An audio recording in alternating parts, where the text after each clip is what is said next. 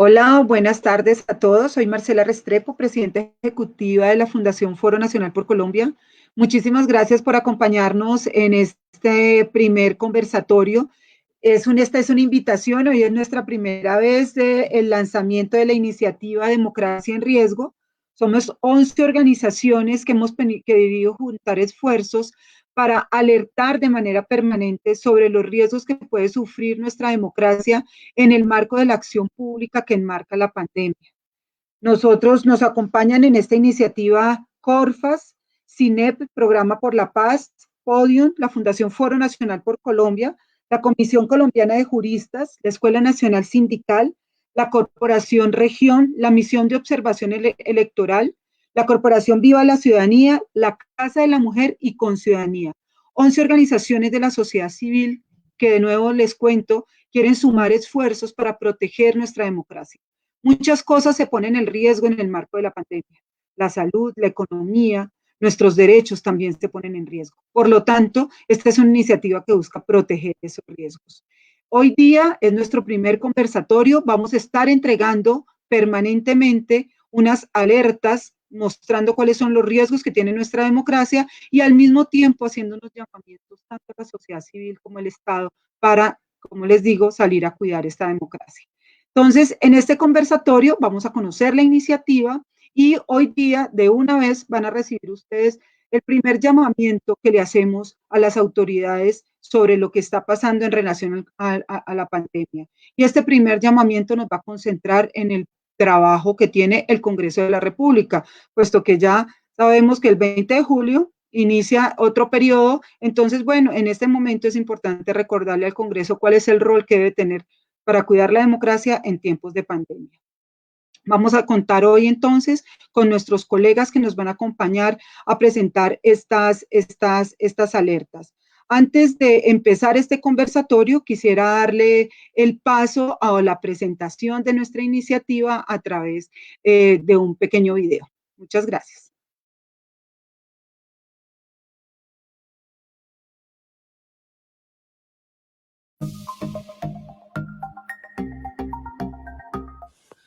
La pandemia generada por el COVID ha puesto en riesgo la vida y la salud de la humanidad.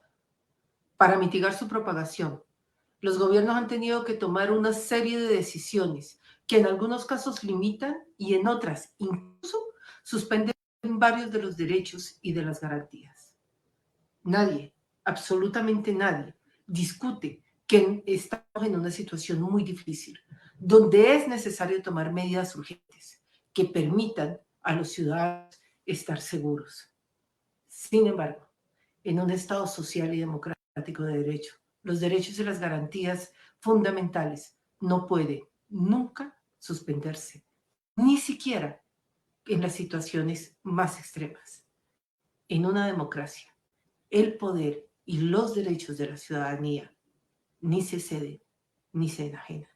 Han transcurrido 4 meses desde la primera declaratoria de emergencia y el gobierno nacional, haciendo uso de las facultades previstas en la Constitución, ha expedido más de 400 normas, decretos con fuerza de ley, decretos reglamentarios y normas de otra jerarquía.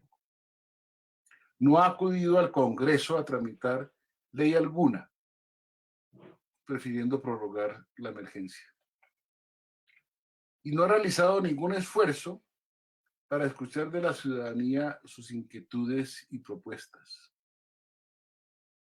Las complejas opciones de acción frente a la pandemia y sus impactos necesitan de información confiable y deliberación pública. Sin ellas, no tendremos la confianza, la solidaridad y la cooperación necesarias para superar las ya muy graves consecuencias del COVID-19.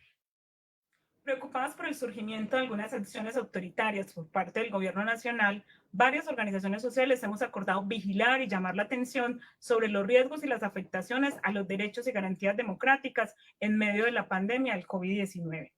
Por esta razón, estamos haciendo seguimiento y análisis a las medidas adoptadas por las autoridades públicas a nivel nacional y local, con el propósito de producir reportes que permitan generar alertas en la ciudadanía y correcciones por parte del Estado. Enfocaremos nuestra atención en los riesgos más significativos para los derechos y garantías democráticas, algunos de los cuales enunciamos a continuación. El primero y el más obvio es el riesgo que corre el equilibrio de poderes. Dada la declaratoria de la emergencia económica y social, el presidente de la República cuenta con poderes especiales que le permiten tener directrices con fuerza de ley al tiempo que puede manejar un monto importante de recursos públicos. Al tiempo que esto pasa, el Congreso de la República, a la fecha, no ha emitido ninguna norma que tenga que ver con la pandemia, como tampoco ha ejercido su deber y su derecho al control político. Finalmente, ha brillado por su ausencia el acceso a la justicia. Incluso la Corte Constitucional solamente ha podido emitir 54 sentencias sobre los 116 decretos presidenciales. Nos preocupa en este momento el tema del funcionamiento del Congreso. Durante la pandemia el Congreso estuvo más de un mes sin sesionar, realizó durante otro mes algunas sesiones virtuales que tuvieron muchas dificultades. La Corte Constitucional ha declarado inconstitucional la norma que permitía las sesiones virtuales. Ahora esperamos que el Congreso no tarde mucho en adoptar una reforma al reglamento interno que le permita funcionar, porque la ciudadanía requiere del Congreso un control político efectivo a todas las medidas que el gobierno ha adoptado para enfrentar la pandemia.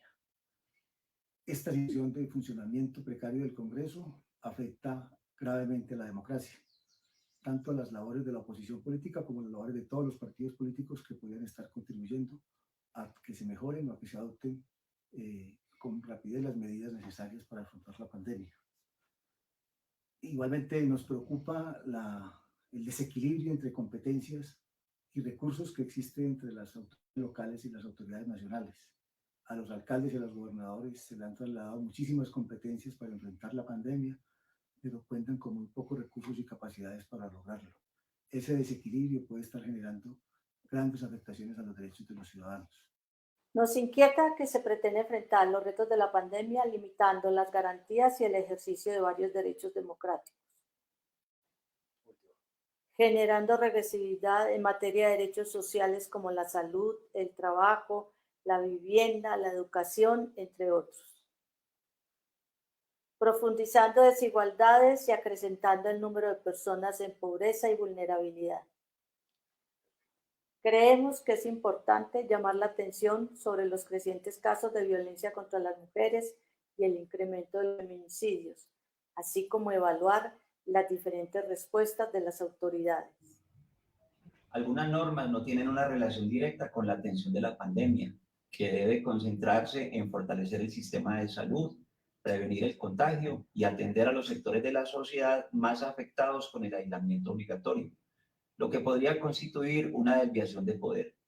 Incluso se afectan derechos fundamentales con medidas como las diferentes modalidades de toque de queda y otras medidas indiscriminadas y desproporcionadas que coartan libertades fundamentales. Un segundo riesgo es la suspensión de facto de los procedimientos y espacios de participación ciudadana garantizados en el ordenamiento jurídico, dado que ha cesado abruptamente su funcionamiento y solo en algunos casos han contado con medios tecnológicos para continuar actuando.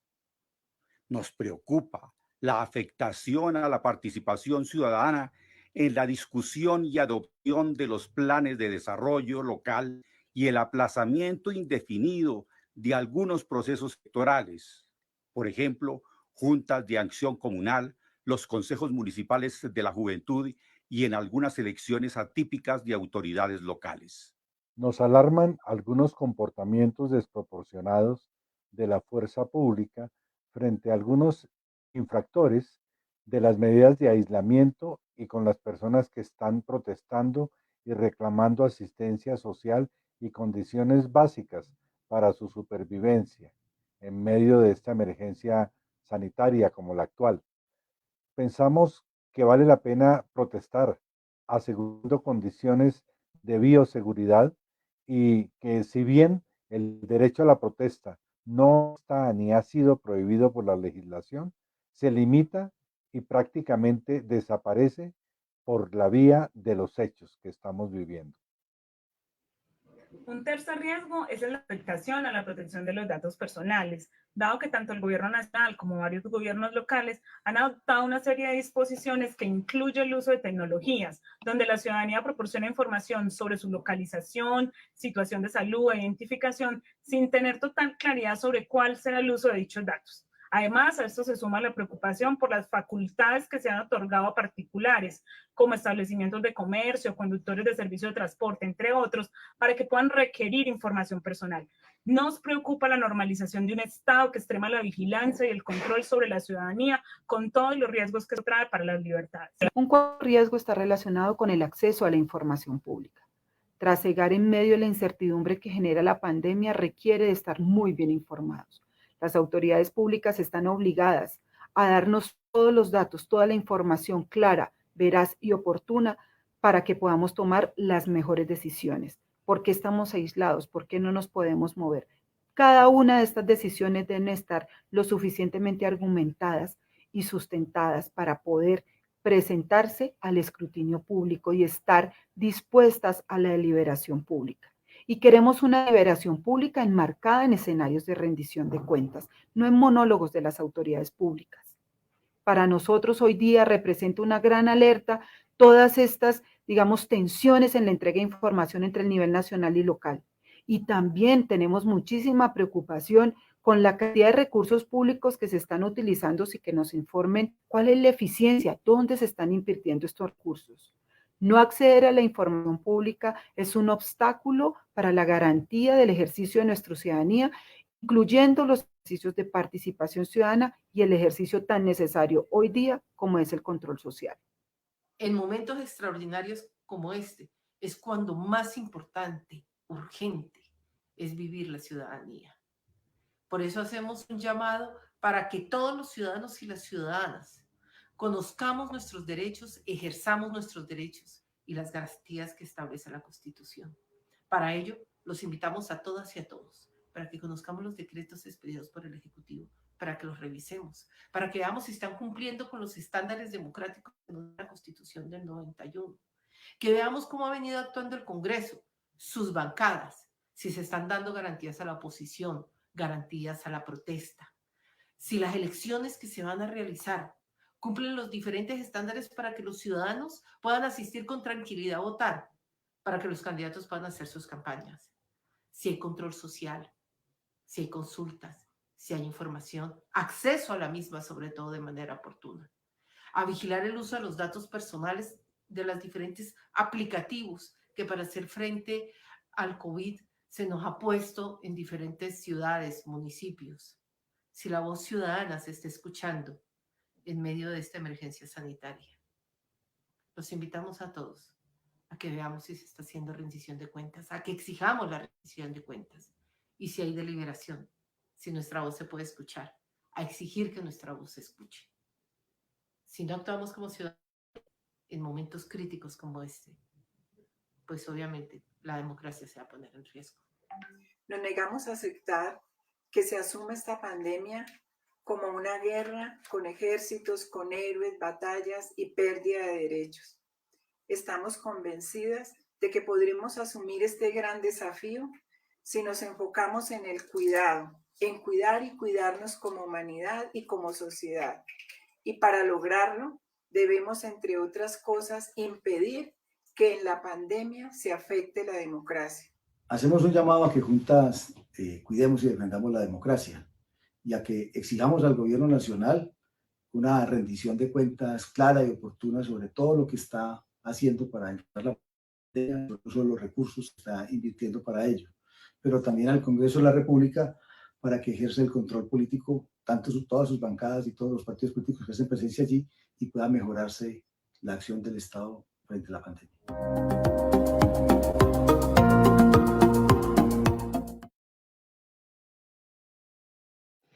Bueno, de nuevo acá, esa es nuestra iniciativa, esa es la suma de fuerzas para cuidar la democracia, como le estamos planteando allí con los diferentes colegas que participan en esta iniciativa. Bueno, pero como la cuestión va tan rápido como el COVID, entonces también tenemos que avanzar prontamente en mostrar cuáles son esas alertas, cuáles son esos riesgos que hoy está teniendo la democracia.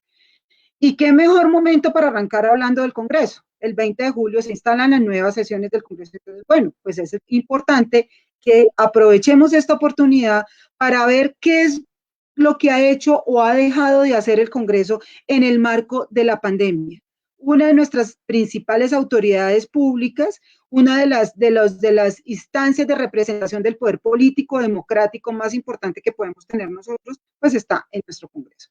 Entonces, para conversar sobre estos primeros riesgos y estos primeros llamados, tenemos 4 invitados, obviamente colegas de nuestras iniciativas. Está con nosotros María Teresa Muñoz. María Teresa trabaja con la Fundación Foro Nacional por Colombia, es asesora de la presidencia de la Fundación. María Teresa es colega, socióloga y muy conocedora de todos estos temas de la promoción de la convivencia, la construcción de la democracia, la participación ciudadana, y con un gran recorrido, no solamente en foros, sino en otras organizaciones alrededor de este tema. También está con nosotros David Flores. David trabaja con la Corporación Viva la Ciudadanía.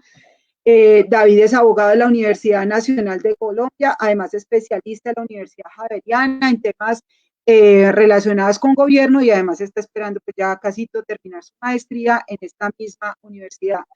David es experto en análisis de temas relacionados con el régimen político, la reforma del Estado, la construcción de paz, de participación, también con una gran trayectoria asesorando y acompañando todo este tipo de iniciativas hoy día en la Corporación Viva la Ciudadanía. Está también con nosotros Julián González Escayón. Julián es abogado de la Universidad Javeriana y doctor en Derecho de la Universidad del Rosario. Actualmente, Julián trabaja con la Comisión Colombiana de Juristas, haciendo la coordinación de incidencia nacional, y además es profesor de cátedra en temas de metodologías de investigación, filosofía jurídica, derecho, etcétera. Julián, María Teresa y David nos van a comentar, nos van a contar sobre cuál es este primer llamado que queremos hacer sobre estos riesgos que están rondando el rol del Congreso. Y finalmente, después de conocer este primer llamado que nos van a plantear nuestros colegas, nos va a estar acompañando Gustavo Gallón, director de la Fundación y fundador de la Comisión Colombiana de Juristas, dando una reflexión final sobre lo que significa, digamos, este planteamiento con el cual hoy día lanzamos nuestra iniciativa, pero de una vez nos vamos con el primer llamado. Bueno, entonces, para que ya empecemos prontamente la conversación, doy el saludo a mis colegas, a María Teresa, a David y a Julián. Y entonces, bueno, quisiera que ustedes nos contaran cuál es ese primer llamado que hacemos desde esta iniciativa de Democracia en Riesgo para el Congreso de la República. María Teresa, arrancas. Buenas tardes, gracias Marcela.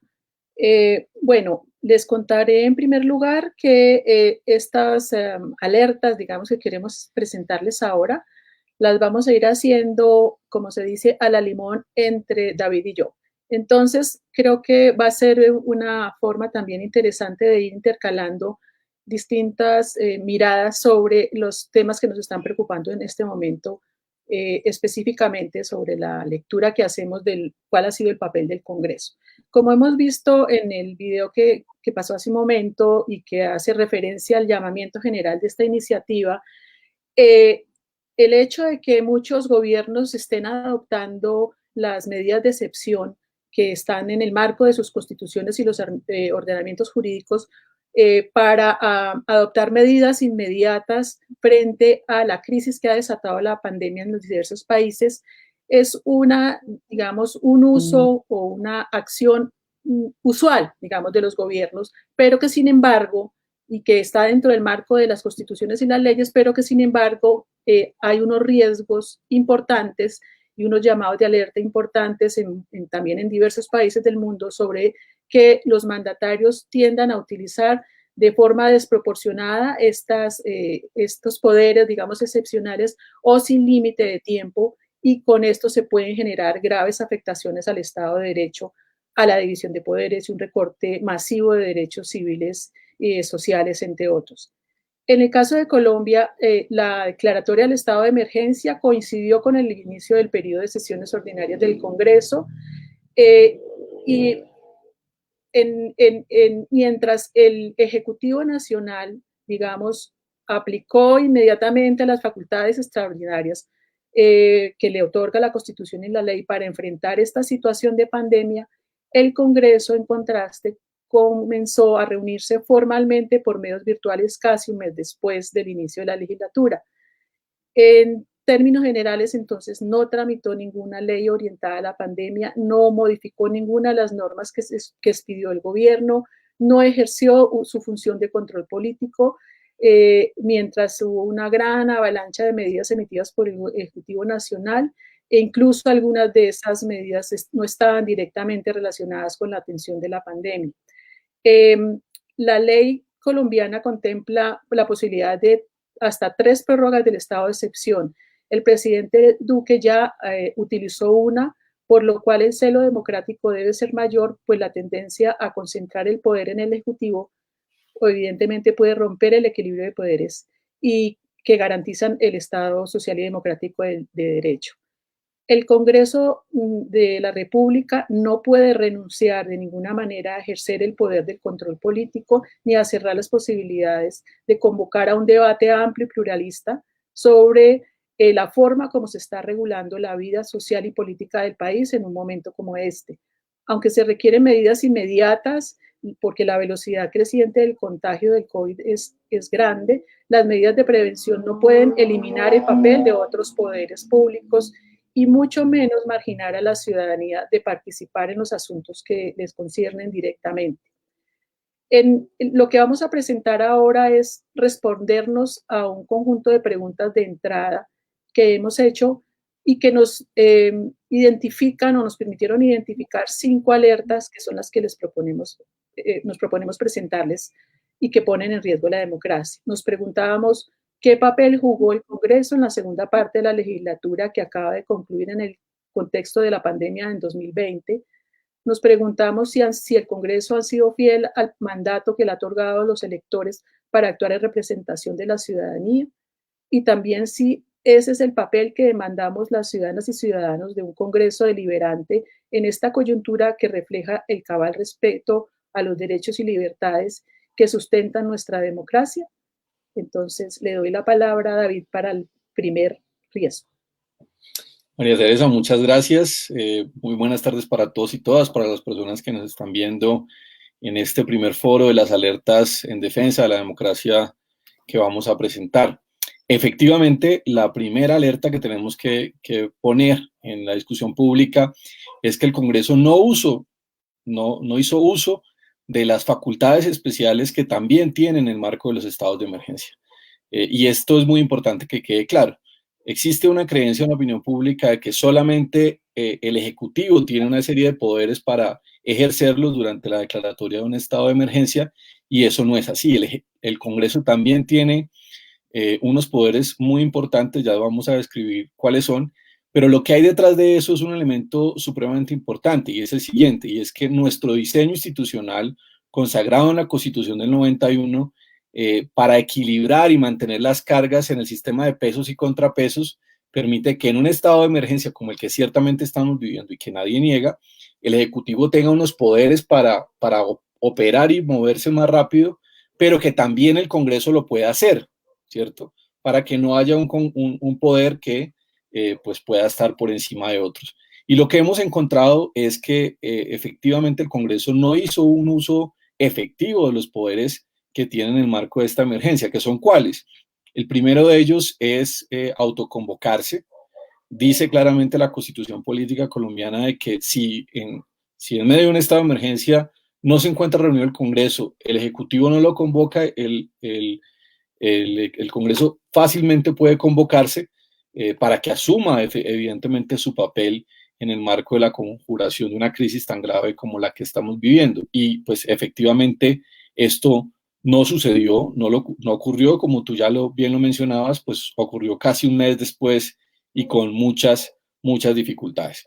En segundo lugar, el Congreso tiene la facultad y la posibilidad, y yo diría también la obligación, de discutir un informe motivado que debe presentar el Ejecutivo, no solamente sobre las causas que dieron origen a la declaratoria del estado de emergencia, sino también sobre cada una de las medidas que ha tomado el Ejecutivo con ocasión a esos poderes extraordinarios. Y aquí habría que decir que esto es bien importante porque, si bien es cierto, la Corte Constitucional hace un control, valga la redundancia, de orden constitucional, si se me permite la expresión más en términos jurídicos, de validez jurídica, es el Congreso el que está llamado a discutir en términos políticos la pertinencia o no de las medidas que se toman. Es decir, son dos juicios diferentes y ambos son muy importantes.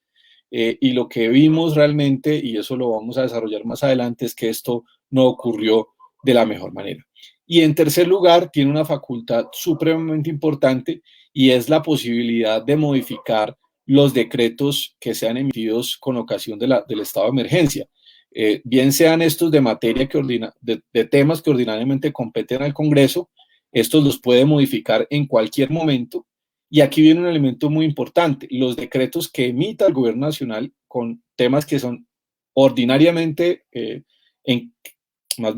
decretos que tengan que ver con temas que ordinariamente están en cabeza del presidente, también pueden ser modificados por el Congreso durante el primer año. Entonces no son menores las potestades que tiene el Congreso, y que finalmente lo que esto nos da cuenta es de un diseño institucional que está diseñado, valga la redundancia, para que si el Ejecutivo tenga poderes, el Congreso también lo tenga y puedan evidentemente mantenerse las cargas y los contrapesos en el sistema de división de poderes. Entonces, en síntesis, lo que podemos decir es que si el Congreso no utiliza esos poderes extraordinarios y sí lo hace el Ejecutivo, pues estamos evidentemente ante un desbalance y un desequilibrio en el sistema de pesos y contrapesos.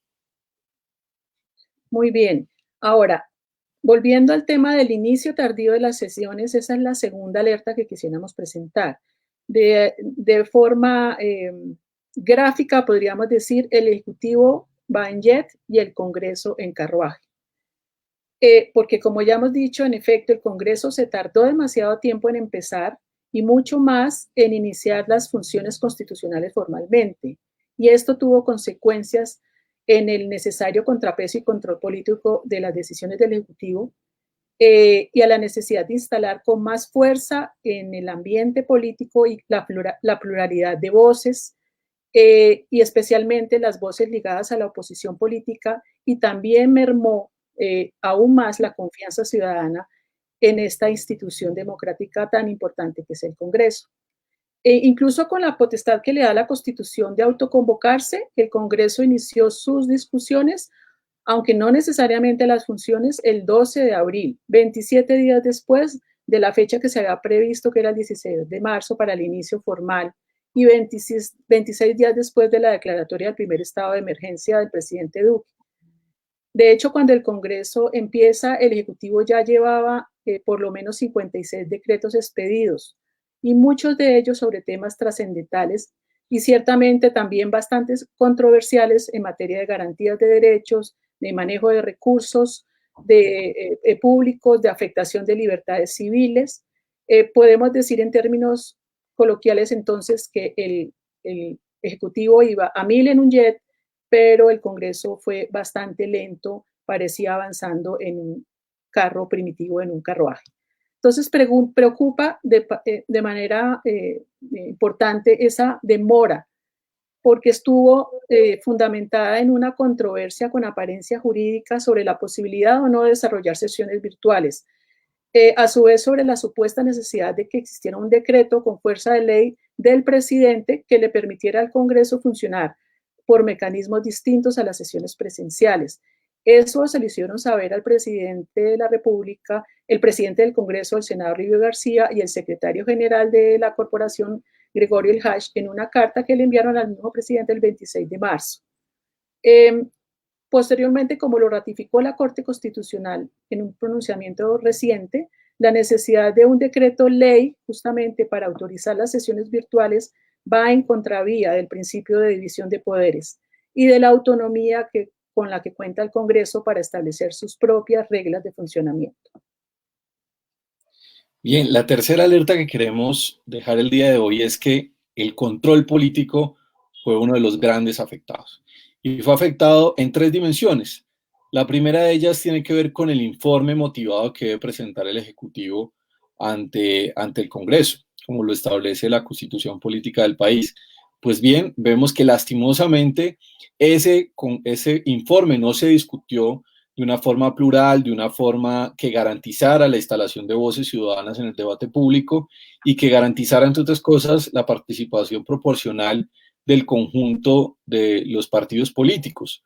Nos llama especialmente la atención lo que sucedió en el Senado, donde apenas el penúltimo día, es decir, el 19 de julio, antes de que concluyera esta legislatura, por insistencia especialmente de senadores ligados a los partidos declarados formalmente en oposición, se dio una discusión muy pequeña sobre ese informe, lo cual es especialmente grave cuando tenemos en cuenta que ese informe es el que consagra pues cuáles fueron los motivos que llevaron a Iván Duque a declarar el estado de emergencia, cuál es la estrategia con la que Iván Duque esperaba afrontar epidemiológicamente la pandemia del COVID-19, cuál es la relación que tienen las medidas que ha tomado en cada uno de estos decretos y de otras normas de otra jerarquía que se han expedido en medio de esta pandemia y cuáles son los resultados. Es decir, no estamos ante un informe cualquiera, estamos ante un informe muy importante y frente a una discusión y ante una deliberación pública, democrática, esencial. Y vemos que lastimosamente el Congreso falló en una discusión amplia, en una discusión argumentada, en una discusión plural, en una discusión que contara con la participación de la ciudadanía, inclusive en una respuesta colectiva formal de dicho informe. Y en la segunda forma en la que se ha afectado el debate de control político, y esto es muy importante cuando rastreamos, cuando investigamos, es que notamos una ausencia o más bien una displicencia por parte del Ejecutivo en sus comparecencias ante el Congreso en los debates de control político. En muchas ocasiones no se respondieron formalmente los cuestionarios que enviaron los congresistas, en muchas otras ocasiones hacían presencia de forma muy corta los ministros del despacho y en muchas otras ocasiones ni siquiera hicieron presencia. Y esto es, pues, evidentemente muy importante porque son precisamente estos ministros que hacen parte del Ejecutivo quienes diseñan y ejecutan buena parte de las políticas y de las medidas sobre las cuales pues está o sobre las cuales está afrontando la pandemia. Y en tercer lugar, también es importante prestarle mucha atención a las quejas, reclamos, críticas que han presentado diferentes congresistas, especialmente congresistas declarados independientes o de oposición, sobre cómo las plataformas electrónicas pues han sido utilizadas para mermar mucho más la posibilidad de ejercer la voz durante los debates de control político o en los momentos de la discusión. Hay senadores en particular que han dicho que han estado 10 horas, 8 horas, toda una sesión pidiendo la palabra y no se les ha otorgado. Y esto que parece un elemento apenas anecdótico es realmente importante en términos de entender valga la redundancia, la importancia de que el conjunto de senadores, representantes, hombres y mujeres que representan una opinión ciudadana, pues la puedan ejercer libremente y con garantías en el Congreso. Pues bien, la cuarta alerta es que ni un solo decreto emitido por el Ejecutivo fue modificado, es decir, se le dejó todo el manejo de la pandemia al Gobierno Nacional. A pesar de la posibilidad de que tenía el Congreso de hacerlo, de modificar esos decretos, y ante la enorme cantidad de los decretos que se emitieron y se presentaron, preocupa que no se haya hecho de ninguna manera. Incluso llama la atención que se hayan presentado menos de 10 iniciativas para hacer esas, digamos, reformas, pero ninguna tuvo éxito. Y esto da cuenta de que es un Congreso en su mayoría que ha dejado de manera acrítica en cabeza del Ejecutivo el manejo no solo de la crisis sanitaria, sino también de la crisis social. Y este hecho es especialmente grave si se tiene en cuenta que varios de los decretos de ley que ha emitido el Ejecutivo afectan de manera grave elementos sustanciales como derechos a la participación ciudadana, el principio de descentralización administrativa, las competencias de las autoridades locales, el acceso a la información por parte de la ciudadanía, comprometen también a enormes cantidades de recursos públicos. Hay normas que regulan aspectos como las posibilidades de fortalecimiento del sistema de salud o permiten la venta de empresas estatales y hasta limitaciones al derecho de la intimidad. Sobre eso no hubo ningún comentario.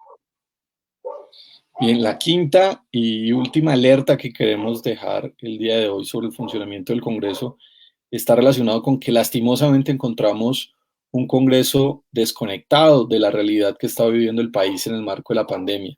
Encontramos que de los casi 20 proyectos de ley que fueron votados y aprobados en esta última parte de la legislatura y el acto legislativo que fue aprobado, ninguno de ellos tenía relación formal con la pandemia.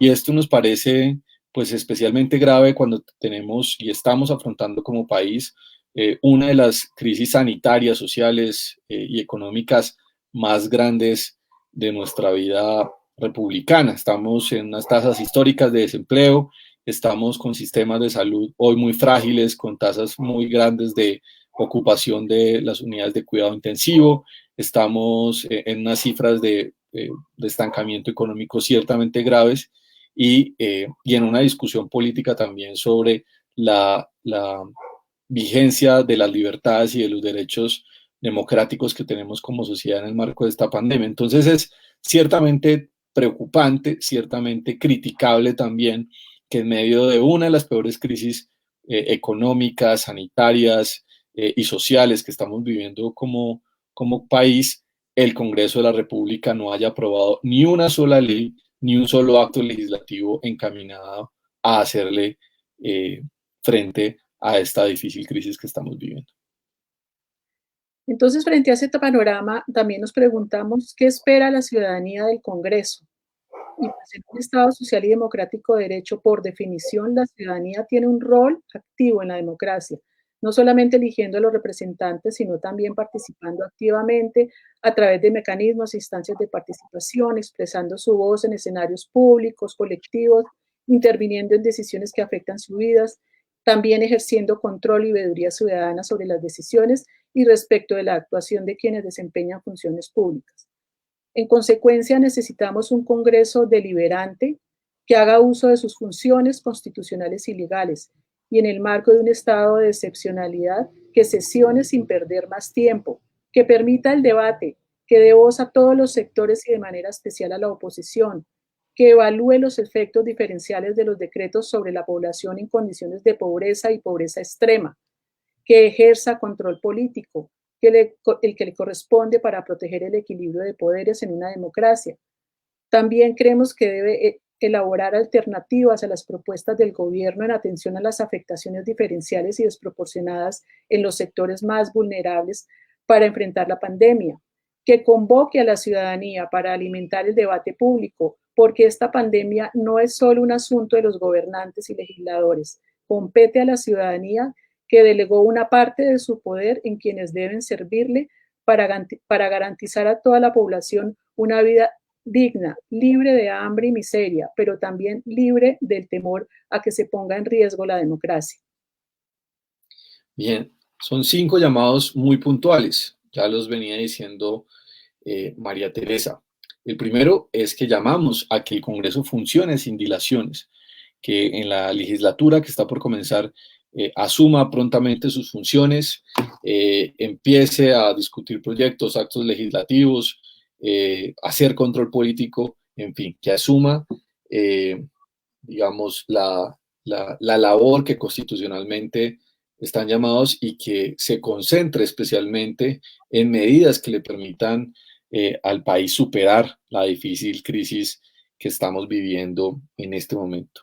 El segundo llamado que le hacemos al Congreso es que es muy importante que discuta de manera real, efectiva, de forma que promoviendo, entre otras cosas, la participación ciudadana, el informe que presenta el Ejecutivo y que debe volver a presentar también en ocasión de la ampliación del estado de emergencia. Ese es un elemento sustancial, un elemento importante, es un debate que no debe considerarse de menor valía, sino que por el contrario debe considerarse absolutamente sustancial para que el conjunto de los colombianos y las colombianas sepamos pues qué es lo que está pasando con la pandemia, qué es lo que está pasando con las medidas que se han tomado para superarla y que podamos también opinar sobre esos temas. El tercero es muy importante y es que el Congreso escuche la voz de la ciudadanía e incluya la voz de la ciudadanía en estas deliberaciones, que es un elemento que encontramos ciertamente faltó y se vio claramente afectado en el marco del fin de la legislatura anterior. La ciudadanía tiene que ser protagonista también de la superación de esta crisis. En estos momentos de pandemia, en momentos excepcionales, no está suspendido ni mucho menos el derecho constitucional y fundamental a la participación. Y el cuarto llamado es que asuma que el Congreso en su funcionamiento le dé garantías al conjunto de los actores políticos, pero especialmente a los partidos políticos declarados formalmente en oposición, que se ven especialmente afectados con las dificultades en el funcionamiento que viene teniendo el Congreso de la República. Y por último, y de forma muy importante, llamamos a que el Congreso asuma el liderazgo, que no le deje solamente la dirección y la conducción del país en medio de esta crisis al Ejecutivo, sino que también con esta facultad tan importante que se le otorga de modificar y derogar los decretos ley y en general los decretos, pues juegue ese papel, y especialmente que se concentre en derogar y modificar decretos que no tienen relación directa ni son proporcionales con lo que está sucediendo en este momento y que ciertamente están afectando derechos fundamentales, están comprometiendo grandes recursos públicos, están limitando, entre otras, derechos a la participación y a la intimidad, como aquí bien ya se ha dicho.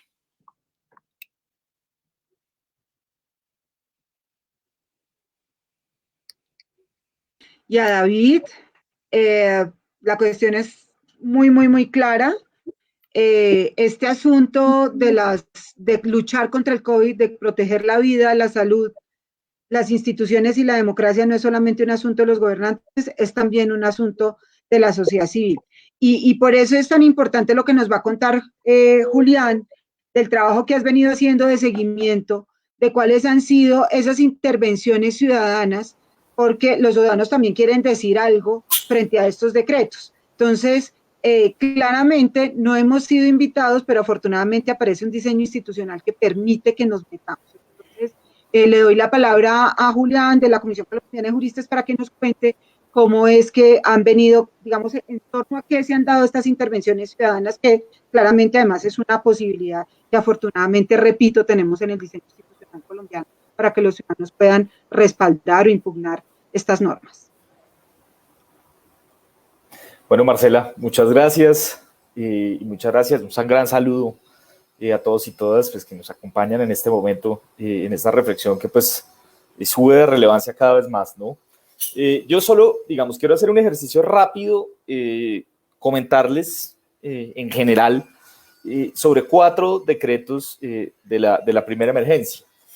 ¿Por qué razón? La idea es que a través del ejercicio de, digamos, un poco de ver cuáles son los decretos, cuál es el número de intervenciones que tuvieron, nos demos cuenta que, digamos, que en gran medida el trabajo de representación del Congreso, es decir, la Corte Constitucional tiene la posibilidad de que los ciudadanos intervengan en los trámites de constitucionalidad y pues den sus opiniones al respecto de la norma que está siendo estudiada.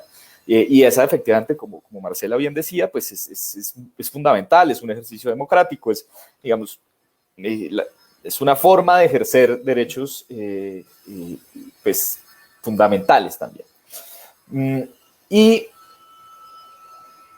pues también es necesario acompasar ese ejercicio con una tarea que tiene el Congreso, que ya la dejaron claras, pues digamos, mis compañeros hace unos minutos, y es la tarea de control político, la tarea de control pues ya más estricto en términos de cuál es la conveniencia de esas normas. ¿Podría hacerse de otra forma? ¿Podría este decreto de emergencia, que como ya se ha dicho en muchas formas, pues es necesario, digamos, como las potestades extraordinarias para poder afrontar la crisis? Pero ¿es ese decreto necesario? ¿Es esta norma la mejor forma de salvar la crisis? Esas son las preguntas que se hace el Congreso. La Corte Constitucional se hace otras preguntas, se hace preguntas de estilo es esta norma respetuosa de derechos, es esta norma adecuada a la Constitución, a la luz de la Constitución.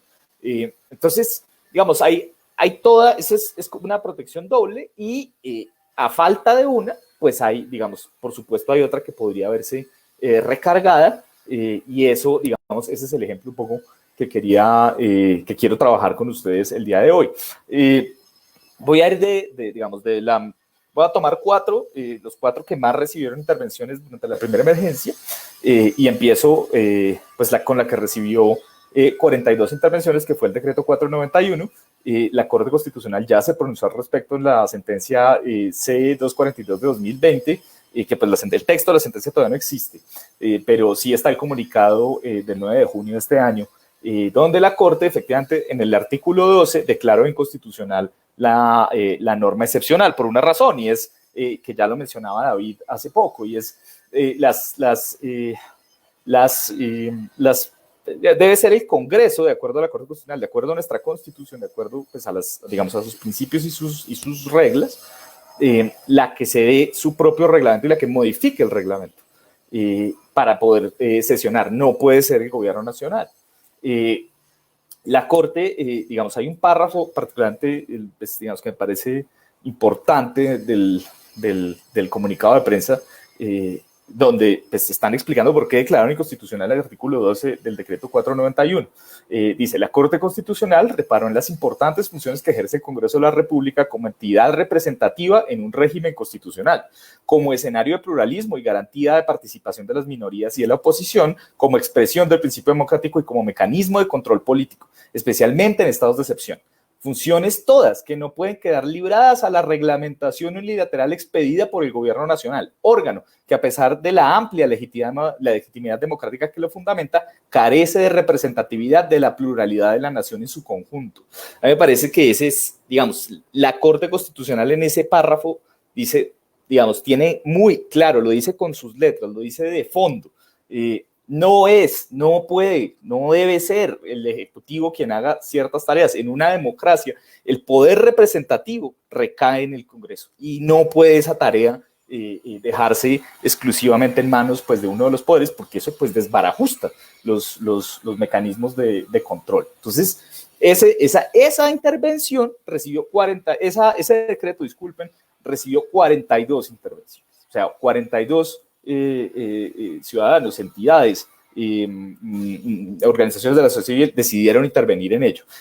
Por demás, este decreto además, pues digamos que es como una reorganización del Estado en términos de atender la pandemia, entonces tiene normas, por ejemplo, sobre datos y sobre mensajes de datos, cómo se pueden publicar actos administrativos, en fin, y digamos, el Congreso hubiera sido un foro magnífico para discutir en este caso puntual del 491, la brecha informática, por ejemplo, entre muchos otros temas. Principio, digamos, para mí, que es parte importante y que es algo que los congresistas tal vez conocen mejor por su trabajo en regiones, que pueden entender un poco, digamos, la dinámica regional y decir, venga, tal vez estas notificaciones electrónicas en un país con la brecha digital como Colombia, pues pueden ser complicadas, deberíamos buscar otros mensajes. La Corte trata de ajustar, declara inexequibles algunos apartes, trata de ajustar el decreto, pero insisto, no es el control del Congreso, no es el trabajo del Congreso el que está reflejado en esa sentencia, no son, digamos, un análisis desde el punto de vista material de la existencia, digamos, de los ciudadanos y de su devivir, de su devenir, que tiene que ser, pues, digamos, que por su tarea debería ser el Congreso quien la ejecutara. Muy bien, el que recibió 58 intervenciones, el decreto 417, la declaratoria de la emergencia. Digamos que ahí, en algo que relataba David, es con la Constitución lo dice, una vez se decreta la emergencia por derecho propio, el Congreso se puede reunir al día siguiente, ¿no? Pero ahí el Congreso, pues tuvo, si lo recuerdan seguramente, entramos en una discusión de si se puede sesionar por vía electrónica, que cómo sería el voto, en fin, digamos, empezó una discusión que tomó mucho tiempo en resolverse y que digamos que tuvo de alguna manera, pues digamos como una interlocución muy grande entre las ramas del poder público, pero no fue el Congreso, digamos, es decir, el Congreso pudo haber arrogado la facultad, de decir, no, yo tengo derecho a reunir. Y las formas que eso tome, las formas que, digamos que, o sea, uno podría hacer una ponderación en principios, uno podría decir, claro, es que tiene mucho más sentido que la representación y el control político sobrepasen, digamos, medios técnicos. Lo que es importante es que el Congreso efectivamente sesione, pero esa discusión nunca tuvo lugar, precisamente, pues porque no, digamos, porque se enredó la discusión, se fue por otro cauce, y no se tuvo una discusión sobre lo que era clave, que eran los principios elementales, ese es un pleonasmo, pero digamos los principios de la deliberación democrática y por qué en los estados de excepción es importante que haya un órgano deliberativo que esté permanentemente hablando de las medidas del Ejecutivo y que pues digamos que nutra ese debate de muchas formas. El decreto, pasando al siguiente, el 456, tuvo 129 intervenciones. El 456 es sobre el sistema carcelario y las medidas de emergencia. En un país como Colombia, que tiene los niveles de hacinamiento que tiene, estados de cuasi constitucional de la situación carcelaria, derechos, digamos, pronunciamientos de entes internacionales que han dicho en Colombia hay un problema de derechos humanos muy serio al respecto de la población carcelaria, y ese decreto pues pasa a derecho, y no tampoco carencia de discusión. Ese problema tan esencialmente político, ese problema tan sensible al respecto de población carcelaria, sobre todo de política, digamos, de cómo se va a gestionar el manejo del COVID y el manejo de la pandemia en los centros carcelarios, en las personas que están recluidas. Eso hubiera sido, digamos, el Congreso era un lugar ideal para tener esa discusión. El Congreso era un lugar idóneo para tener ese debate, y sobre todo para ponderar distintas ideas, ¿no? Porque, pues, digamos, tener distintas formas de verlo para poder manejarlo de una forma lo más racional, lo más razonable posible. Pero, pues, por supuesto, bueno, en los anteriores casos, pues, digamos, no hubo mayor pronunciamiento. Y el que más recibió intervenciones ciudadanas, recibió 195 intervenciones ciudadanas, fue el decreto 568 del impuesto solidario, el impuesto que ustedes seguramente recuerdan, es el impuesto que puso el gobierno nacional a sus propios, a los empleados del Estado que ganen más de 10 millones de pesos, para que pues, tributen una suma adicional para atender la emergencia. Qué importante hubiera sido, pues digamos, tener ese debate de forma más amplia, digamos, sobre todo de sopesar distintas formas de hacerlo, pero pues desafortunadamente no fue el caso. Muy bien, miren estos 4 ejemplos, miren los temas que abordan, miren las particularidades que tienen y pues lo que no se pudo concretar. Termina siendo el control de la Corte Constitucional, que pues digamos está muy bien, esa es su tarea institucional, pero alternativas, formas viables de llegar al mismo resultado de otra forma, y sobre todo pues la voz, sin duda, que es lo importante que es pues la voz de las regiones, digamos, de los sectores políticos, de cómo desde el Congreso de la República pues tiene esa tarea, y tiene, digamos, podría haber tratado de modificar esos decretos ley con leyes pues expedidas de su propio cuño, pero pues de acuerdo a lo que ya nos decían en la primera parte de la presentación, pues eso no fue posible. Entonces, como conclusión, es un poco lo que uno puede ver con este número nutrido de intervenciones, con este número de casos que se están acumulando, pues con ciudadanos que quieren hacerse parte del proceso. Pues sí nos debe decir algo, y es si es la Corte Constitucional la que está recibiendo, digamos, como ese input de los ciudadanos, será, digamos, nos dice algo sobre lo que debería estar haciendo el Congreso. Es un poco un espejo, y ese espejo pues no nos resulta tan, esa forma no nos resulta tan consistente con la estructura de una democracia. donde pues una vez más el Congreso tendría que ser pues el portaestandarte y quien lleva la vocería de la ciudadanía y quien refleja digamos, como las inquietudes públicas y el debate, así mismo, quien guía el debate. Fíjense que si en el Congreso no hay ese debate, no hay, digamos, está la Corte Constitucional que ajusta constitucionalmente y trata, digamos, jurídicamente los decretos, pero no hay debate. Se vacía el debate democrático y eso pues tiene de ancho y de largo, yo diría negativo. Muy bien, eso era todo lo que quería contarles el día de hoy. Agradezco mucho, Marcela. Julián, muy interesante porque además nos llevas al punto y nos pones temas concretísimos. El sistema de pesos y contrapesos, bien lo has dicho, en una democracia necesitamos tener un poder repartido. Si el poder se concentra, tiende a ser bastante peligroso. Y por eso estos sistemas de pesos y contrapesos nos garantizan de que haya un equilibrio y de que no se le vaya a ir la mano, no vayan a haber abusos de estos poderes. Entonces, el Congreso tiene que hacer su papel, la rama judicial hace el suyo, la Corte Constitucional hace el suyo, y el gobierno hace el suyo. Entonces, aquí lo que estamos viendo es que en este sistema de pesos y contrapesos, pues hay unos pesos y unos contrapesos que no están funcionando.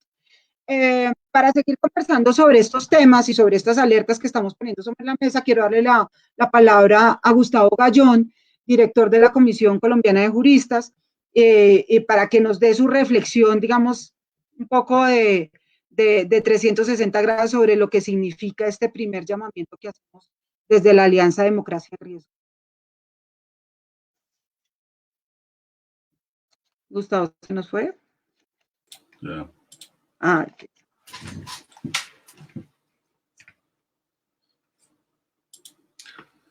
Muchas gracias, Marcela, y buenas tardes a todas y todos. Les envío un saludo con el deseo de que ustedes y sus familias se encuentren a salvo y sanas en medio de esta pandemia del COVID-19.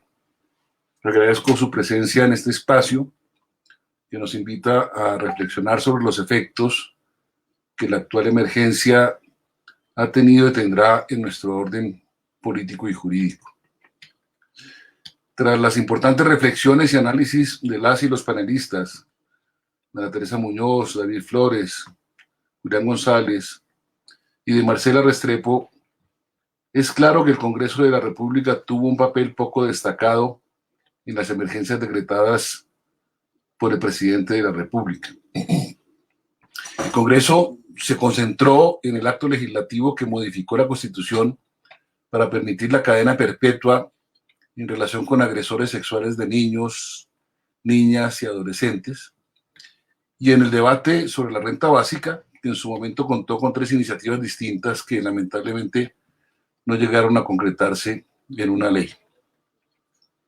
En medio de estos debates, los legisladores descuidaron una tarea esencial cuando se utilizan poderes excepcionales, el control político a las medidas que toma el presidente. Por esto, ante la incapacidad para instalar un debate parlamentario contundente, la presión política se trasladó a la Corte Constitucional. Y esta situación es preocupante, dado que la estructura constitucional diseñada en la Constitución del 91 contempló esta tarea como un balance de pesos y contrapesos, como bien lo han dicho los panelistas, entre los diferentes poderes públicos. Se han adoptado 159 decretos presidenciales, 101 de ellos relacionados propiamente con la emergencia económica, social y ecológica. Y ha sido la Corte Constitucional la que ha tomado o asumido el rol de ajustar dichos decretos o de declararlos contrarios a la Constitución cuando correspondiera, asumiendo todos los costos políticos. Esto sin duda salvaguarda el orden constitucional, pero es solo una parte de la labor de control al Poder Ejecutivo, porque es importante resaltar que es al Poder Legislativo al que le corresponde intervenir en esos decretos de forma directa, discutiendo a varios niveles su conveniencia, su idoneidad y su necesidad para afrontar la crisis. Además, porque el legislador es quien tiene la posibilidad de reformarlos, según el interés democrático, A diferencia de la Corte, que solo puede declararlos inconstitucionales o modular su interpretación. La Corte no puede entrar a controvertir a controvertir su conveniencia. Eso le corresponde al Congreso. Y debido a la naturaleza representativa que tiene el Congreso, es allí donde las y los representantes de la Cámara y las y los senadores pueden ser la voz de quienes los eligieron y plantear alternativas que sean acordes al bienestar ciudadano y a la garantía de sus derechos fundamentales. La discusión de estos decretos por parte del legislativo y su eventual reforma en caso de ser necesaria es la oportunidad para que no solo sea la ley o la Constitución el parámetro de corrección, sino las circunstancias puntuales de las regiones, de las minorías y de tantos otros sectores que depositan en sus representantes la tarea de agenciar sus intereses frente al Estado, a través de los cauces de la discusión, la conciliación y, en suma, de una estructura democrática que pueda responder de forma responsable ante una emergencia que, si bien en este caso responde a la pandemia y a la estabilidad económica, puede en el futuro darse por distintas causas.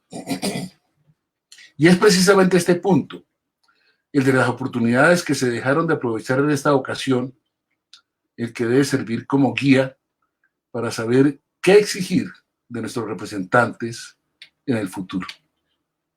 Lo ideal sería que fueran ellas y ellos, por su compromiso con el proyecto democrático, quienes hicieran activamente esta defensa y este control político.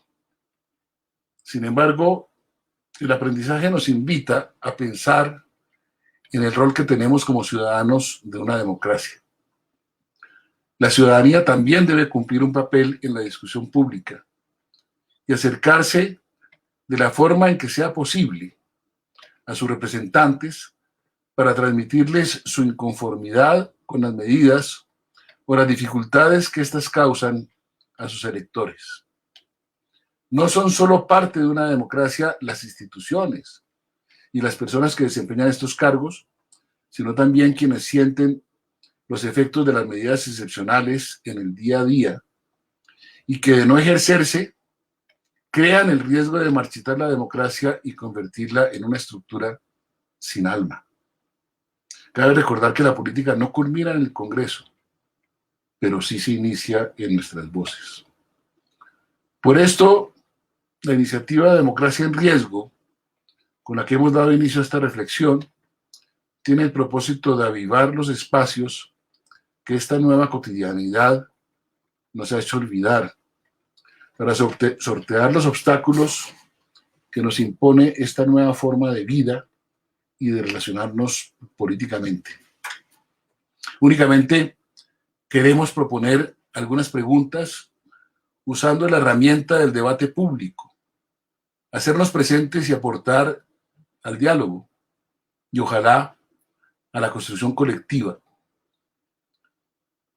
Y en esa construcción colectiva nos aventuremos todas y todos a buscar las respuestas que permitan mejorar nuestra realidad. Muchas gracias. Muchísimas gracias, Gustavo.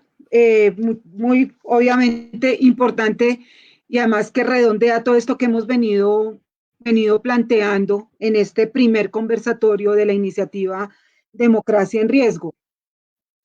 A propósito de lo que ustedes han venido conversando, hay una pregunta que nos hace el señor Miguel Villota y que le he escuchado que se la han hecho varios colombianos, y es que se han preguntado, y ahí sí la dejo para que cualquiera de los panelistas levante la mano en que la quiera responder, y es que si el Congreso debe retomar esos temas que discutió en el marco de cuando estaban haciendo las sesiones virtuales, es decir, después del pronunciamiento de la Corte Constitucional, que les dijeron, bueno, ustedes solitos son los que tienen que definir cómo es que funciona. Entonces la pregunta es, ¿esos temas que trató el Congreso deben ser vueltos a revisar? Ustedes, en su opinión, ¿qué abogado se le mide a esta respuesta? O David, como quieran.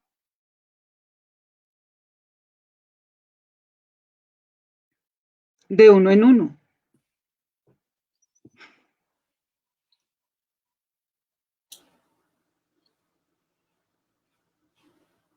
No, pues me voy a aventurar, ¿no? Pero ahí tiene quien le ayude, ahí está Gustavo y está Julián. Con María Teresa, Julián y Gustavo, pues siempre habrá que, seguramente se puede complementar mi respuesta y debatirla, pero creo yo que más allá, y esto lo hablábamos cuando analizábamos el funcionamiento del Congreso, más allá de la discusión si es presencial o virtual, lo cierto y lo real es que el Congreso está llamado a tomar un liderazgo y a actuar rápidamente, ¿cierto? O sea, lo que no puede volver a ocurrir es que llegue el 20 de julio y volvamos a un mes de nuevo a una deliberación sobre si las sesiones deben ser virtuales o presenciales. Lo que la democracia necesita, lo que el Estado Social de Derecho necesita, es que el Congreso funcione.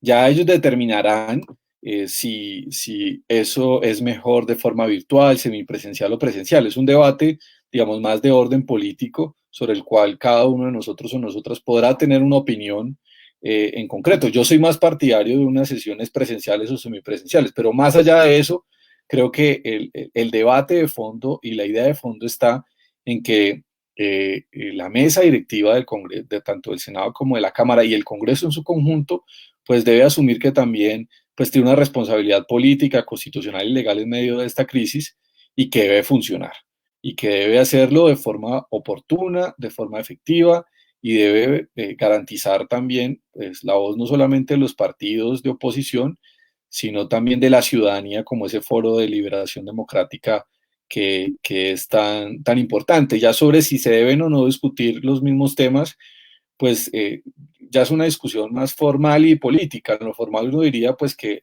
realmente en la nueva legislatura lo que empieza a discutirse son nuevos proyectos, nuevos actos legislativos, empieza a discutirse, o más bien continúan discusiones de legislaturas anteriores, pero lo que sí esperaríamos y lo poníamos en uno de los llamados al Congreso es que hayan por lo menos dos cosas que sí se hagan. Una, que discuta y modifique o derogue los decretos que considere importantes. Nosotros y nosotras vemos que hay unos que pueden tener afectaciones democráticas importantes.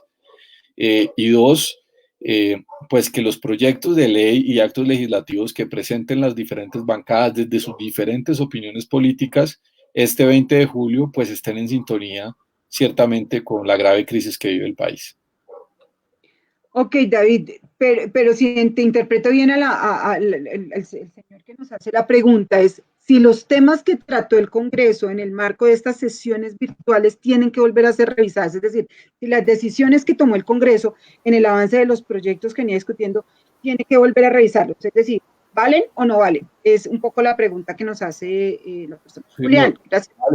Vale, la Corte Constitucional, pues, no conocemos la sentencia, en el pronunciamiento está claro que se presumen legales, se presumen ajustados a derecho y valen, tienen toda la validez jurídica.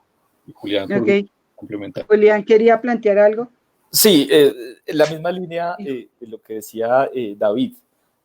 La C242, digamos, en un momento cuando la noticia se hizo, cuando la inexequibilidad del artículo 12 del decreto 491 se hizo pública, empezamos, digamos, tuvimos mucho miedo y nos preguntamos si tiene efectos extum, que es CNUM, o sea, en principio, digamos, si la ley se presume constitucional, es una presunción, esa presunción se puede romper.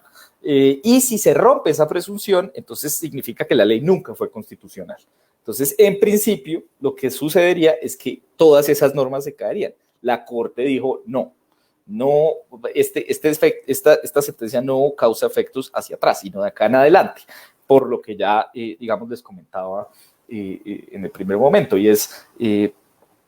digamos, lo que tiene que pasar es que el Congreso se reúna a hacer su propio reglamento, a ver cómo va a modificar la ley para, pues digamos, un poco para, pues, ver cómo va a deliberar, cómo va a votar, que no es un asunto menor, ni mucho menos. No estamos diciendo pues que pues esto se puede, era un problema de fácil resolución, no lo es. Pero sí tendría que ser, el Congreso es la sede natural para hacer esas reformas, no el Ejecutivo.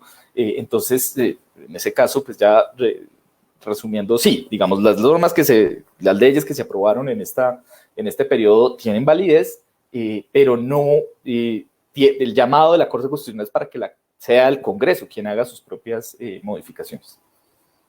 Ok, Gustavo también quería aportar algo sobre esto. Gracias, Marcela, sí.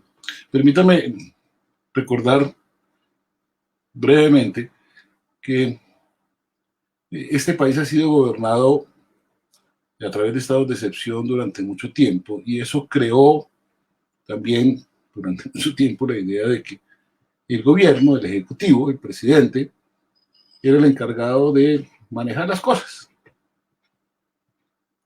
Y el asunto se agravó cuando entre los años 65 y 68 se dictaron normas de estado de sitio de carácter económico, porque hubo una crisis económica. Y eso dio lugar, entonces, de una parte, a una legislación de carácter económico, una legislación de emergencia, distinta de la otra, relacionada propiamente con el orden público, político, que era abusiva, y esta otra también fue abusiva. Y entonces, en el 68 se hizo una reforma, y se creó un estado de excepción, aparte del estado de sitio, que fue el estado de emergencia económica. Lo cual fue una buena iniciativa, porque pues le trató de dar con eso un poquitico de control, pero no fue suficiente. Y en la Constitución del 91 se adoptaron unos controles mayores, muy importantes, para los estados de excepción, para el estado de sitio propiamente dicho, que cambió su nombre de estado de conmoción interior, y para el estado de emergencia económica, social y ecológica. Y bueno, perdón por la introducción de pronto muy prolongada, pero en relación con el estado de emergencia económica, social y ecológica, para no meternos con nosotros, la Constitución del 91 le dio unas atribuciones, o previó unas atribuciones especiales para el Congreso, para el Legislativo, y que son las que se han puesto de presente en esta reunión de hoy. Es decir, en la Constitución del 91, y probablemente en la Constitución del 91, el estado de emergencia económica y social y ecológica, y probablemente, lo podemos discutir en otro momento, los otros estados de excepción, pero este en concreto, en su manejo, la Constitución previó una intervención especial del Congreso. Y por eso la Constitución estableció que el Congreso puede modificar los decretos que sean de competencia del gobierno durante el año siguiente, o sea que tiene un año para modificar esos decretos. Los decretos que sean de competencia de asuntos o materias que sean de iniciativa del gobierno. Y los decretos que sean de iniciativa del Congreso los podrá modificar en cualquier tiempo. Es decir, la Constitución del 91 lo que dijo fue: usted, señor Congreso, tiene un papel importante en el manejo de la emergencia económica, social y ecológica. Y eso es lo que hemos resaltado en este debate, y eso es lo que debemos invitar a que se haga.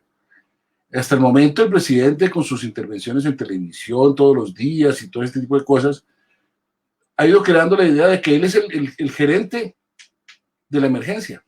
Bueno, pues puede ser que sea el gerente, pero es que tiene una junta directiva que es el Congreso. Exactamente. ¿No? Sí. Y el Congreso tiene un papel muy importante en nombre de la ciudadanía en esta materia. Y puede ser que el gobierno haya adoptado medidas adecuadas, y puede ser que haya otras medidas que no sean adecuadas. Y puede ser que haya otras medidas que no ha adoptado. Yo personalmente pienso que si el país hubiera estado organizado sobre la base de una renta básica universal, en virtud de la cual todo el mundo recibiera un ingreso mínimo, vital, los efectos sobre los derechos de las personas en materia económica, pero además los efectos sobre la economía del país no serían tan graves como lo van a ser y como lo están siendo, porque no se habría producido este despido y este desempleo de 5 millones de personas, según se informa por ahí, sino que la economía podría haberse mantenido. Claro, costoso, es un costo que tiene que asumir la sociedad, pero va a ser mucho más costoso recomponer el aparato productivo y reenganchar y ofrecer nuevamente posibilidades de trabajo a toda esta cantidad de personas que no han estado. Y eso es algo en relación con lo cual el Congreso debería estar discutiendo en este momento, no solamente en relación con una renta básica universal de emergencia que en buena hora se propuso y que desafortunadamente no se adoptó, sino de manera más general. La sociedad colombiana es una sociedad muy desigual y está muy desprotegida frente a esto, y esa situación le va a hacer mucho daño a mucha gente vulnerable, pero al conjunto del país también, porque es mucho más difícil recomponer, repito, el aparato productivo después de que se produzcan estas consecuencias que se han producido. Pero bueno, ese es un ejemplo y puede haber muchos más. Lo que quiero sencillamente poner de presente, es que la Constitución del 91 le atribuyó al Congreso en materia de emergencia económica, social y ecológica un papel mucho más importante, un papel distinto del que estaba previsto en la Constitución del 86 en relación con el manejo de la emergencia, de tal manera que no fuera solamente el presidente, no fuera solamente el gobierno el que interviniera en ella, por supuesto respetándole las competencias, digamos, primarias al gobierno para que actuara, pero diciéndole, revise esto con calma, revise esto con cuidado, tiene un año para revisar la legislación que sea de competencia o que se refiera a materias de competencia del gobierno, y siempre, en cualquier tiempo, puede usted modificar el resto de medidas que sean relacionadas con materias de competencia del Congreso. Muchísimas gracias, Gustavo. Yo quiero contarles que tenemos, se están conectando con nosotros personas desde el Meta, desde Antioquia, Risaralda, Atlántico y desde la ciudad de Cali. Es decir, mucho interés de la gente en esta conversación. Nosotros vamos a hacer una serie de informes que van a ser entregados a la opinión pública, pero también a las autoridades, para conversar sobre lo que hemos llamado los riesgos y las invitaciones a hacer las modificaciones necesarias. Una pregunta para nuestros panelistas y para los que estamos aquí conversando es, definitivamente el Congreso, y eso lo estuvieron revisando María Teresa y David, el Congreso el presidente entregó un informe al Congreso, un informe, digamos, en las buenas modales de la rendición de cuentas. Lastimosamente, aquí en Colombia apenas estamos entendiendo qué es la rendición de cuentas. Entonces pensamos hay veces que la rendición de cuentas es un monólogo, yo entrego una información y usted verá qué hace con ella. Claramente la rendición de cuentas parte del supuesto que hay un diálogo, hay un intercambio de información, de opiniones y de reflexiones, obviamente razonables todas ellas, sobre unos asuntos. En este momento de este informe y un poco de la actitud que tuvo el Congreso frente a este informe, me gustaría preguntarle, cómo volver a insistir en ese tema, tanto a María Teresa como a David, para que los ciudadanos vean la importancia, además del contexto que nos estaba poniendo Gustavo. Es decir, es que en estas situaciones especiales, pues hay unas tareas especiales en términos de controlar el poder y de cuidar la democracia. Este informe de rendición de cuentas, David y María Teresa, no sé cuál de los dos quiera plantearlo, ¿qué recepción tuvo de parte de los miembros del Congreso? Y porque la otra cosa que estaríamos muy interesados en decir es, bueno, podemos como ciudadanía pedir, exigirle, por eso el ejercicio se llama además petición, rendición de cuentas, exigirle esto de nuevo al Congreso, es decir, exigirle al Gobierno Nacional que entregue una rendición de cuentas, que nos explique claramente cuáles fueron sus medidas, cuáles han sido los resultados de sus medidas y demás, pero además pedirle al Congreso que también haga una lectura bastante informada de lo que es esta rendición de cuentas. No sé si David o María Teresa nos quieren contar cómo vieron ustedes este informe de rendición de cuentas del gobierno y cómo lo recibió el Congreso. Tere, tienes el micrófono apagado. Bueno, quisiera como hacer como un contexto quizás de entrada que me parece que es importante, que se deriva de la discusión anterior y creo que podría conectarnos con eso. O sea, digamos, aquí hemos estado muy juiciosamente haciendo como el análisis de del componente como jurídico, de las responsabilidades institucionales del Congreso, de las responsabilidades de responder en una situación específica de emergencia, de su papel de control político. Y a mi juicio, incluso para explicar esta pregunta que tú nos planteas, me parece que el componente también político de la discusión, del debate, de unas mayorías en el Congreso que posiblemente, lo que nosotros en algún momento también con David discutíamos como la falta de voluntad política en el Congreso para hacer una revisión ajustada a los decretos, para hacer el control político adecuado, definitivamente no se vio. Hay una gran debilidad y no es simplemente una falta de voluntad, sino quizás, a mi modo de ver, es la importancia de ir fortaleciendo una estructura de Estado más autoritaria, una estructura donde es muy difícil que en un escenario donde el partido de gobierno o las fuerzas que están en este momento como bancadas de gobierno están posicionando, digamos, esas posturas de gobierno y esas decisiones que se están tomando que avanzan mucho más allá de lo que es puramente la atención a la pandemia en términos de salud y de las afectaciones que se derivan de eso. Por eso también los decretos que se han expedido que incluyen decisiones que afectan mucho más la estructura del Estado en otros aspectos que afectan la economía del país, que contribuyen a concentrar ciertos niveles de poder, de mantener, por decirlo así, y me disculpan quizás en el lenguaje común, el statu quo tal cual, sin confrontar, digamos, las decisiones del Ejecutivo de manera directa. Lo que quiero plantear es que no hay una voluntad política de confrontar al gobierno, así pueda que cada congresista en su fuero interno piense que se están tomando decisiones que no son las más aceptables, pero como tienen que ser la mayoría, fortalecen ese control en este momento que se está posicionando y que no solamente está sucediendo en Colombia, sino en América Latina y en el mundo. La oportunidad de tener un estado de excepción en estos momentos en el mundo está significando tener la posibilidad de recortar derechos y libertades, ¿sí?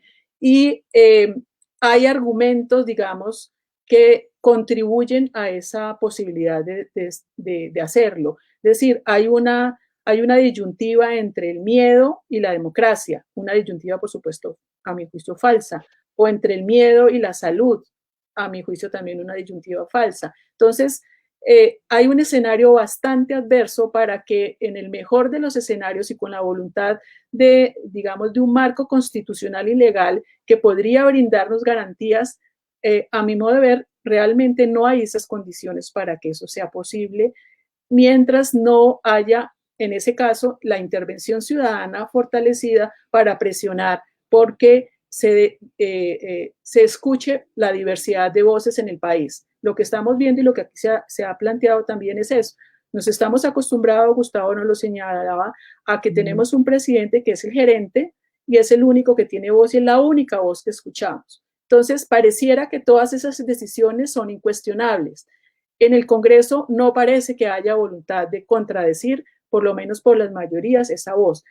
A la oposición le ha sido bastante difícil tener voz en ese escenario. Entonces, creo que hay en ese trasfondo unos elementos muy fuertes, muy complejos y que creo que es incluso el propósito que esta iniciativa se propone con hacer estos llamados sobre los riesgos de la democracia en este momento en Colombia. Gracias, Tere. Yo quisiera leer... David, sigue. No, iba a decir lo siguiente, o voy a decir lo siguiente, y es, en primer lugar, pues recordar que la Constitución del 91 le da al Congreso la potestad, y yo diría la obligación también, de hacerle un control político a las causas que generaron la emergencia y a las medidas. Y yo creo que esto no es un elemento menor, esto es un elemento muy importante, porque finalmente se trata pues, de cuál ha sido la estrategia gubernamental y la estrategia estatal para afrontar una pandemia que está afectando la vida, la salud, los ingresos y el empleo y los derechos pues, del conjunto de las y los colombianos. Y lastimosamente con lo que nos encontramos con María Teresa y que lo hablábamos también con Julián, bueno, en los diferentes diálogos que tuvimos, es una enorme, digamos, ausencia de un ejercicio riguroso frente a la elaboración y discusión de una respuesta hacia el Congreso.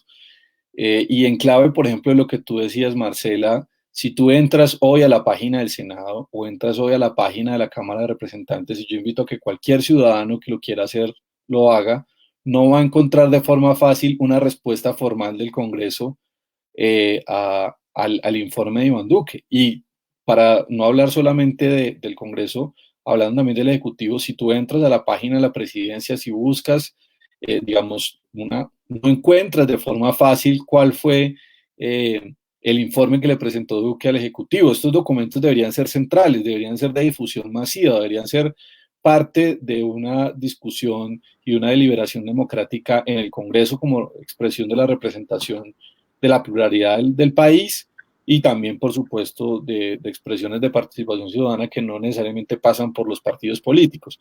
Entonces, allí hay un elemento, digamos, ciertamente grave. Y en tercer lugar, mencionar que lo que encontramos también es que sí hubo unas respuestas por sectores, digamos, hay unas respuestas de un sector de la oposición en Cámara, de un sector de la oposición en el Senado, hubo unas respuestas de partidos independientes y de algunos partidos de gobierno, pero lo que no encontramos fue un ejercicio real de discusión en una sesión del Congreso.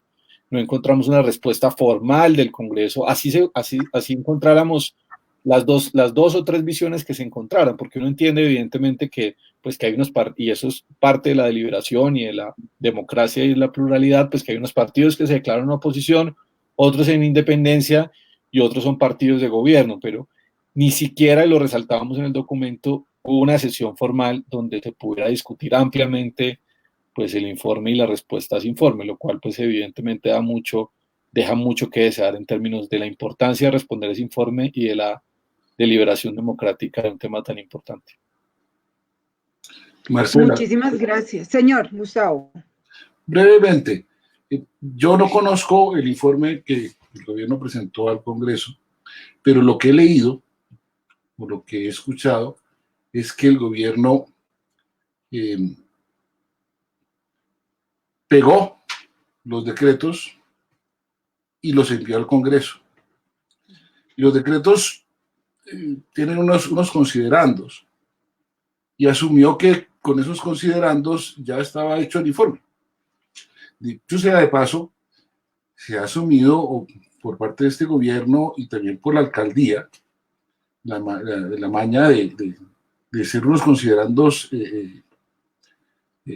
gigantescos, 20 páginas de considerandos llenos de una cantidad de información, una cosa, lo cual le genera otro tipo de reflexiones acerca del conocimiento de la ley, del conocimiento de las normas por parte de los ciudadanos. ¿Qué ciudadanos tienen la capacidad de conocer todos esos considerandos y todas esas normas para concluir en que la ignorancia de la ley no sirve de excusa? Es decir, en ese mar de disposiciones y de considerandos se pierde uno. Pero bueno, esa es otra discusión. Lo que quiere llamar la atención es que hagamos un cálculo rápido. 20 páginas de un promedio de decretos y más de 100 decretos, pongamos que si fueran 100, son 2.000 páginas de informe. Eso no se puede digerir. Un informe tiene que ser un informe, tiene que ser una presentación razonada, breve también, es decir, puede ser de 100 páginas, puede ser de 200 páginas, pero no 2000 páginas, que más o menos suman estos considerandos, y donde se diga, ocurrió esto, hicimos esto y vamos para allá. Yo creo que por lo menos en la forma, el informe que el gobierno presentó al Congreso, si es cierto lo que yo he escuchado, y creo que lo es, o leído al respecto, no es lo más adecuado, y no es lo más adecuado en una democracia.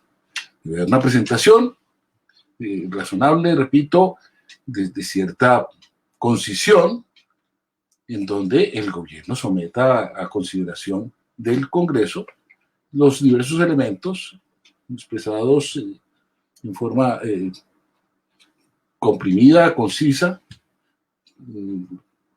que sirvieron para actuar y para explicar cómo lo hizo y para dónde va.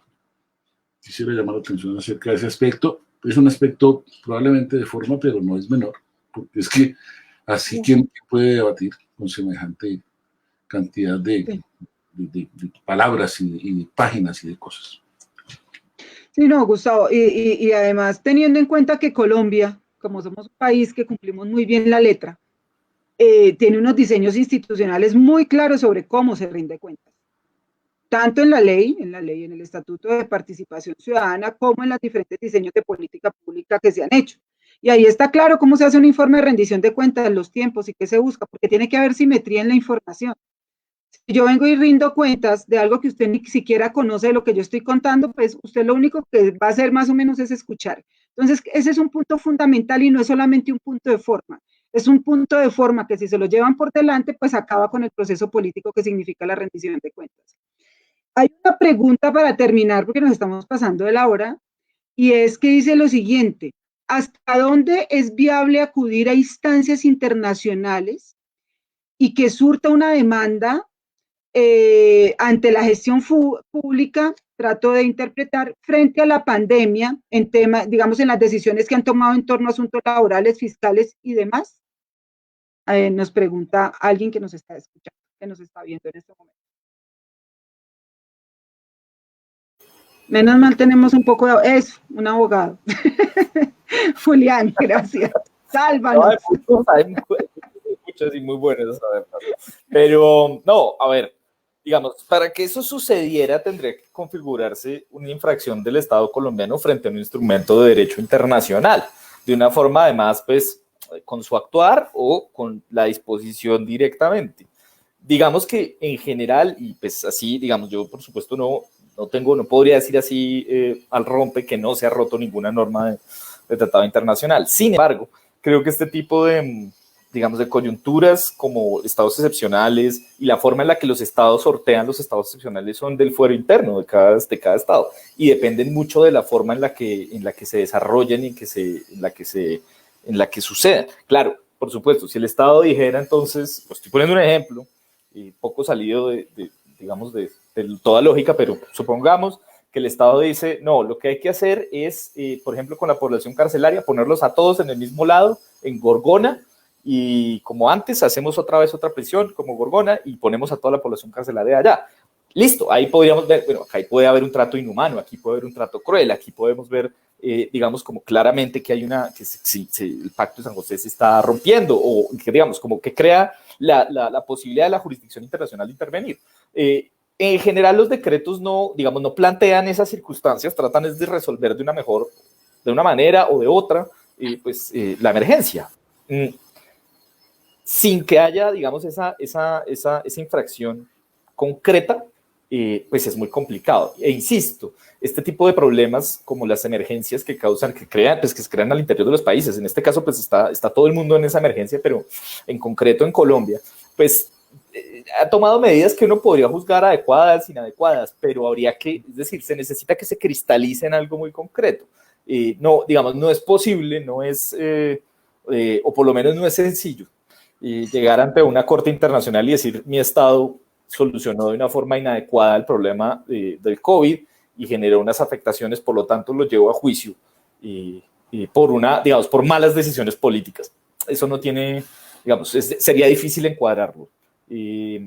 Claro, se necesita, insisto, un hecho concreto que cause una violación a los instrumentos internacionales, que por el momento esperamos, pues yo no la he visto, no la he evidenciado. Si existe, pues ojalá pues existan los medios también para corregirla, pero por ahora digamos que todo ha estado dentro de ese ámbito.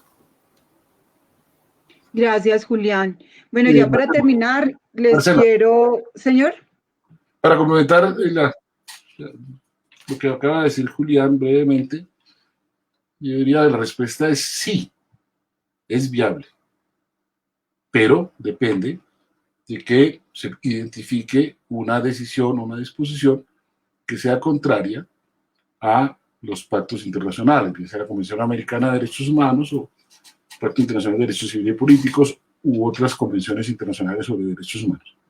Sí es viable, pero hasta el momento, digamos, no ha aparecido de bulto esa circunstancia, pero puede aparecer en cualquier momento y sí puede llevarse a instancias internacionales. Habría que agotar antes los recursos internos y habría que ver cuáles son los recursos internos que hay que agotar.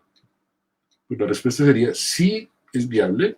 No quiere decir eso que entonces todo lo que el gobierno haya decidido en este momento se lleva a una demanda ante la Comisión Interamericana o ante el Comité de Derechos Humanos de Naciones Unidas, que son los que en este momento tienen la competencia para pronunciarse sobre las decisiones o sobre las violaciones de derechos humanos en Colombia a nivel internacional, pero habría que mirar muy detalladamente, muy detenidamente cuál es la acusación. Ok, muchísimas gracias. Quiero contarle algunos comentarios que han hecho las personas que me parecen muy interesantes. Hay definitivamente una cercanía muy fuerte con la propuesta de la renta básica ya. Tienen muchos de las personas que nos están escuchando, que nos están siguiendo. Ciudadanía activa, ejercicios de control social, ejercicios de la veeduría para, digamos, contrarrestar esta fuerte. Hay Marisol nos dice, la democracia está en cuarentena y el poder en la toma de las decisiones. Entonces necesitamos una ciudadanía activa y el ejercicio del control social. Digamos, mucha cercanía con ese tema y muy interesados en sumarse a esta propuesta. Entonces, bueno, muchísimas gracias a María Teresa, a Julián, a Gustavo y a David por habernos acompañado en este primer llamamiento que hacemos desde la iniciativa Democracia en Riesgo. Estaremos pronunciándonos muy próximamente con nuestro segundo llamamiento.